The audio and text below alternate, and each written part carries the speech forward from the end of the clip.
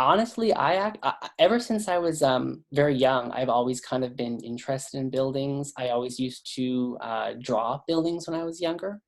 Mhm. So it always kind of was just this natural, I was just kind of drawn to it naturally.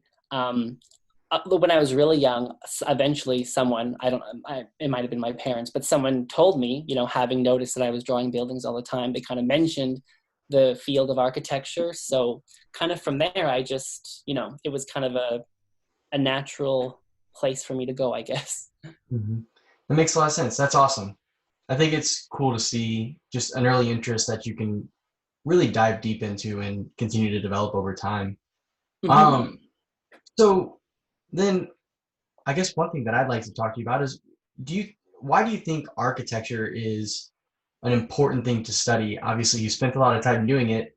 What about it, I guess, speaks to people? What about it drew you in a deeper way? I mean, I guess one thing where I think you can really, like a good example of how you can really see this is, before I started architecture school, like actual architectural education, I Mhm. was always drawn to kind of the older areas of my city. I was always drawn to the traditional buildings, the traditional neighborhoods. I always loved going there. I grew up in like the suburbs, so there wasn't really a lot of nice architecture around me growing up. But I always loved, going downtown or going to the older neighborhoods. And I think a lot of people have that sense. You go there and it just feels you feel at home, you feel a warmth, you feel um, a beauty. You recognize the beauty.